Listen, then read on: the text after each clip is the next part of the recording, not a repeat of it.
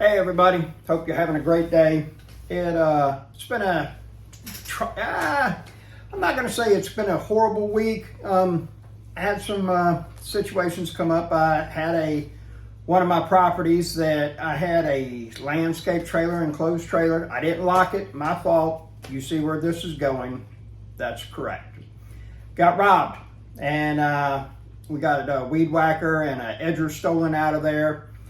And then the next day, I got a shipping container in the yard, got a bunch of motorcycle parts in it. And sure enough, guy came back the next day, or somebody came by the next day, popped the lock on it, went into the shipping container, stole a bunch of hand tools, don't know what else they took, and not much else to say. What I did do was got a Ring camera and also took my little Mazda truck and parked it right up in front of the doors touching so that it cannot be any longer. So there you have it. Apparently they didn't come by last night, or nothing was disturbed, and so maybe they have moved on, or I don't know. It's such a horrible feeling in the sense that it's extremely hard to do anything to be able to catch the person unless you, for lack of a better word, stake out right there, and that's an option, unfortunately, being that I'm a felon, firearms, so there you have that, in the sense that, I'm worried about what if the guy does and he decides to turn around and shoot me.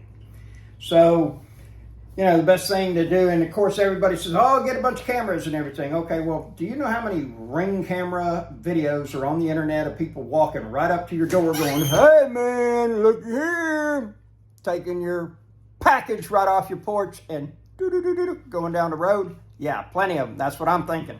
So, almost one of those deals where if there's nothing to, for lack of better words, to go off, one of the coolest alarm systems that I've ever seen is one that, if you hook it up and if somebody breaks into your house, not only does it go off with a siren and call the police, it also releases a tear gas charge. And then the only problem is that you got a bunch of that stuff to clean up when you get home. And the next thing is that a lot of that stuff is skin soluble. So when you're cleaning it, if you're not careful, then, it absorbs through your skin. So regardless, it just sucks. But the good thing is that I have stuff to get stolen. If I was homeless and didn't own anything, I wouldn't have these problems because I got nothing for you to take. So there you have it. The other thing that's happened this week is last week I was in North Carolina visiting my mom. And one of I kind of had this epiphany about through keeping my journal, as my buddy Gerald says, a life worth living is a life worth documenting.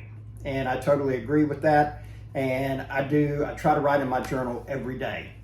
And so one of the things that I've been working with an accountability coach for a couple of months, and I've got financial goals, I've got real estate goals, and for those to be in line and to happen at a certain time, I've got to be putting a certain amount of money away every month. And I really get another person on. Unfortunately, the company just doesn't have enough revenue coming on to support those two plus me. So I've got a couple endeavors that I'm going to be doing. One is I'm an estimator for a roofing company, so I've been selling some roofs. We've done pretty good this month so far with that. And then I'm going to start wholesaling properties. Tomorrow, I got scheduled 2 hours. 2 hours of videos, 2 hours of research, and I'm also going to go and check up on some properties. I got 5 that I've looked at, and I'm actually going to find the addresses of the owners and go and check those out tomorrow as well. So there you have it. There's just been a lot going on, and I've got to get the wholesaling and the roofing business to where we're doing $10,000 a month, at least 2 months in a row, and then I'll go ahead and hire somebody else. It's not a good thing and it's not a bad thing. All it is just, the properties that I have are going to get rented quicker. Part of the issue lies is that, we'll just say like it cost $50,000 to renovate a property. You get $1,200 a month from it. Well, times 12, what is that? $1,480 or something, 14,800, something like. No, that's 16,400, and that's 4 years, 5 years before you get your money back, and so it's definitely a slow grind. And one of the things that I look forward to doing is generating more cash with the wholesaling business to, first off, help me get rid of a lot of the debt that I have.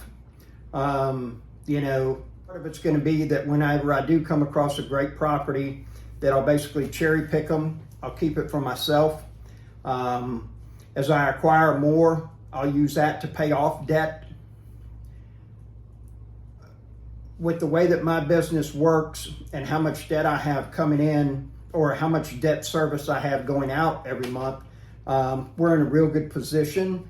However, we still got properties that need repairs to get them rented. I bought them as fixer-uppers, okay? And so, I've been, I guess what I would call grassroots about building my portfolio. The majority of what I got is owner financed, or it's been that I bought it for cash. And I bought some houses in really bad shape. We've turned around, fixed them up, and then and I rented them out. So I know you hear a lot of people talk about the BRRRR method, and and it's great to leverage your money. Well, here's the thing about that is, if the property cash flows and it cash flows well, okay, and if you don't know what well is, then you better get a mentor or figure that out real quickly, okay?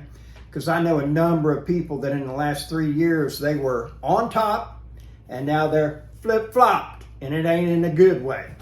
What happened is that they got properties, they're leveraging, they're following the gurus, the Lambo drivers, the Ferrari guys, and they said, go do this. You just need to cash flow a little bit. You're going to be fine. Here's the problem with that is that economies change, times change. I've seen it happen 3 times since 2000, okay? I've been doing this thing for 22 years.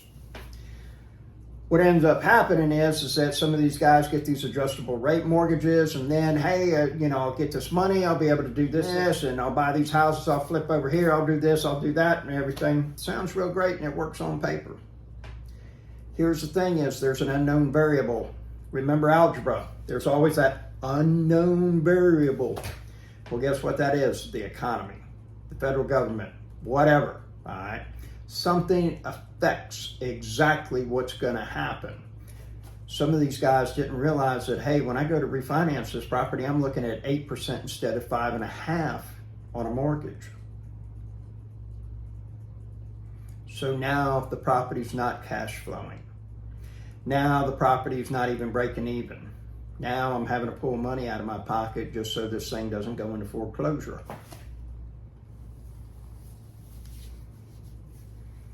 Where's the guy in the Lamborghini? He needs to tell you. He needs to talk with you. It's not supposed to happen, but it does. Here's the thing, folks, and I'm not telling you this is the way to do it. I will say this. When you have paid off properties and you get paid rent and all that money stays with you except for capital expenses and taxes, nice, very nice. I like it. Just imagine you got a $900 a month payment, rents, we'll say $1,300, you made $4,800, you got paid rent 12 months. All of a sudden, okay, that's your what we call gross profit. That's not net profit. All that stuff that comes out that doesn't come out with P&I and escrow, now you're putting money away for the roof, the water heater, air conditioning, vacancy, and everything like that. Well, okay, now we're left with $150, okay? Well, if you do that for 12 months you got paid, 150 bucks, that's 1,500, so that's $1,800. And what was your payment? We'll just say it's 800, I forgot. Oh, now the property's vacant for 2 months. That's $1,600. That means that for a whole year, you only got paid $200. And it happens often, it happens frequently, and you damn sure better plan for it or you're gonna get caught bad. My whole thing to you is this: know your numbers, have yourself a very wonderful day, get in the game. You're gonna make mistakes, you're gonna fail often, but you gotta be making moves and you gotta be pushing. You know, I talk to people all the time. 2 years ago, analyzing numbers. Today, what are you doing? Analyzing numbers. How many did you buy? Well, I haven't found anything that looks good yet. I've even put one on somebody that told me that. Said, here you go. House for $85,000. She's paying $1,075 a month. It cash flows. Well, you know, I do know. That's exactly why I gave you a great smoking deal on a property, is because you would not pull the trigger. Have yourself a very wonderful day.